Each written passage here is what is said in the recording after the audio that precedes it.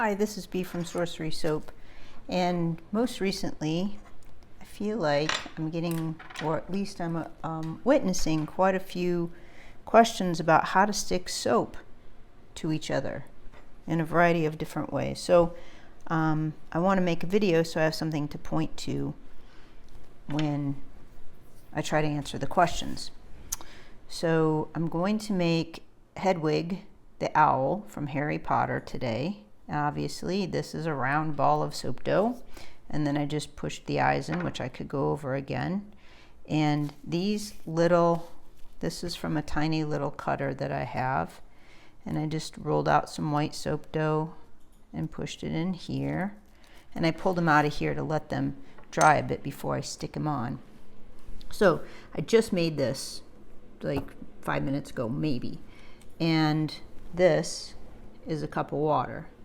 I change it really pretty regularly, and I leave a little small cup instead of a really big cup because I want as clean of water as I can use, and I also spill it.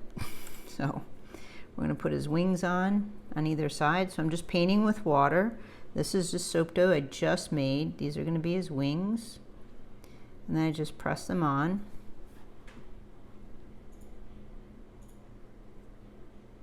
And it doesn't stick for a minute, just so you know. So you can move them around a bit if you need to reposition them. Okay, so now leave them set for a second, and then I'm going to put his beak on. And I have, let me see here. So I have these cutters, which I find really helpful. I offer them on Sorcery Soap website, but you just push them in through plastic. You never want to put these in and to have it touch the actual dough, soap dough, because it'll be a pickle to get out of here, and you're going to have to fiddle with it and all that. So you just push them in through plastic. And I made these a while ago so that they're firm enough that I can, use them now without fear of squishing them. So this is a fully cured piece, and then put a little bit of water because I want to be able to position it. Ooh, there we go. That looks pretty good, huh? And then I paint it with a little bit of water in order to get my fingerprints off of it. Okay, so let's let him set for a second, and I'll show you some other things. So I made this little envelope. I make these in sample sizes sometimes. So let me take that out because I'm going to squish it. I'll show you how I made this, because I'm going to show you how to stick freshly made, see I just made this soap dough to a fully cured bar of soap. But I want to show you how to make these envelopes first. So I got these little cutters from Ateco. You can get them online, Amazon. I suppose I could put a link in there for you, but you could just search it. It's just Ateco, but I definitely will put that. So I'm not pushing all the way through. I just want to make the impression of it through the plastic. And there we go. Okay. So soap dough is cold processed soap, soft and pliable, made with a particular couple types of recipes that, see, there's a piece of lint in here. I promise you I didn't put lint into my soap dough. There we go. It's okay, easily fixed. Just jumps out of the air. Okay, there we go. There's that. So you can see how long I'm letting that set.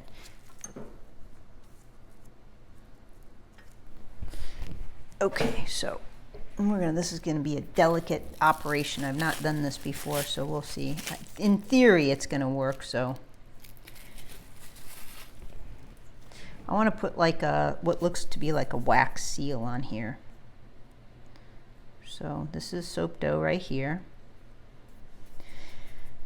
Now, if you're concerned about your pieces of your soap dough coming off of your bars of soap, it just means that there wasn't enough surface and they didn't dry long enough. So go ahead and try it again.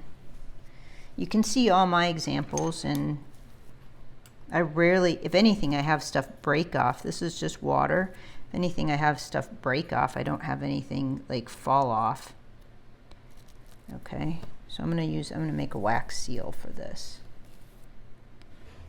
But I have a thing I'm gonna use. Oops. about as round as I can get it. Okay. So, and I should dust with a little bit of, this is just cornstarch so that it doesn't stick and tear it all apart. Just a little bit.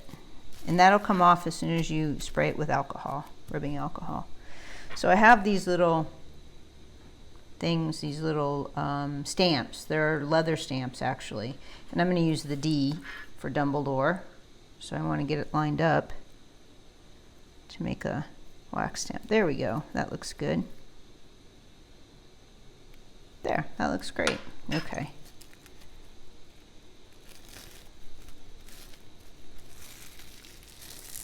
Okay, and I have, see, something jumped in there, right there. Don't know what that is. Okay, great. Okay, so let's give them a little spray with alcohol. Okay, see all the cornstarch just evaporated? So here's a cured bar of soap, right? You can see that, right? Okay, so I'm going to take this and put it on here with water. But see, there's a lot of surface here, right? Now, I'm not gonna, I'll give it a little press, right? But I'm not gonna set it up like this until it's fully set. And we'll leave that over there. Okay, so we've got this guy. Now we want to finish working on this guy. Let's see, do we want his eyes that big? Or do we want him that big? No, I think this big. Okay.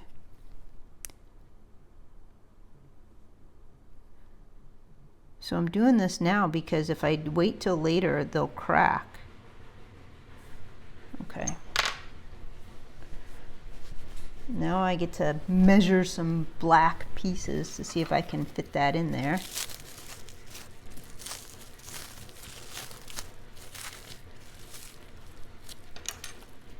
So if you have any questions about sticking soap dough or having it adhere to your bars of soap, you can stick cold processed soap to cured soap.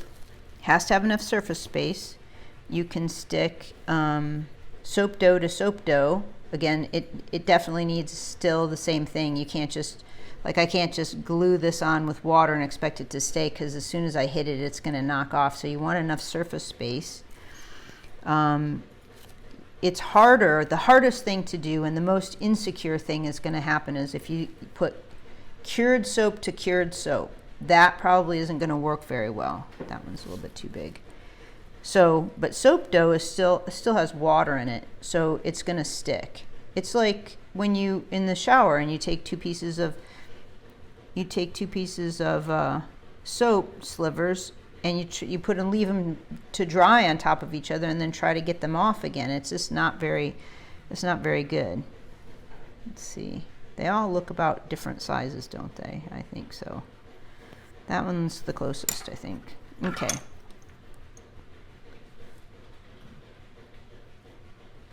And still, those aren't big enough. Okay, let's get that out of there. I'll save those for another project. So yeah, soap dough will stick to all types of things. Another question I get asked oftentimes, that's still not big enough, is it? No, we want it bigger. Let's see. Yeah, that's too big. That's fine, I suppose. So another one I get asked is, can you use cold processed soap with melt and pour? And yes, you can use it. I've shown that many times, but I can show it again. It's not my favorite just because I don't like melt and pour necessarily. I like it for its uses, but I don't like it as a bar of soap. And but what you want to do is, you don't want to just make your embeds that day or your embellishments that day and then pour melt and pour over top of it. You probably won't have good results because it'll probably melt it because of the water content. I'm not entirely convinced that that it won't. I've done it but to err on the side of caution, so there's Hedwig right there, very basic, I obviously, but you can do it. But here's how I did it. I made my embellishments first, let them dry / cure. And I say that because the curing process is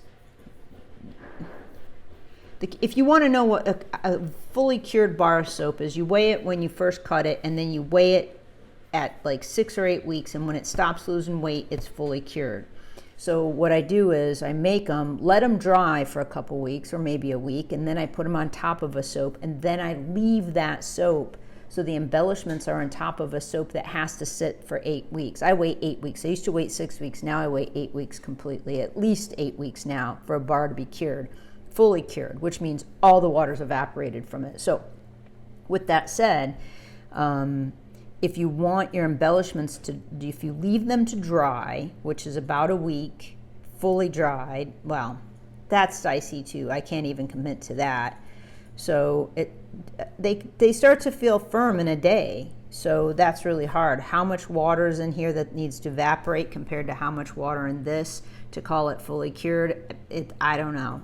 It's small, so I don't know. But I let them dry. Let's put it that way. Most of the time I make them and I don't get around to pouring the melt and pour for a week.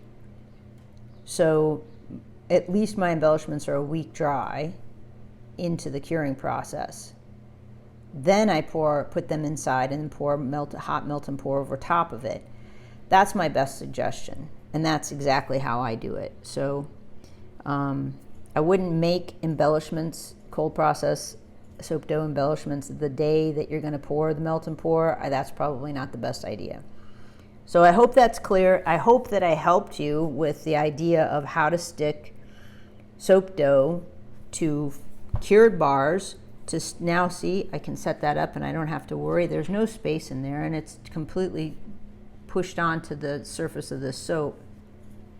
And how to adhere little pieces to soap dough. So just use water and don't use too much. It'll slide off. Use just enough and then let it dry.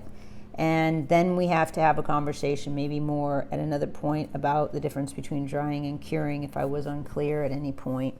It is a little bit of a pickle. So if you want to be sure, 100% absolute sure, wait till everything is 8 weeks dry, cure/cured.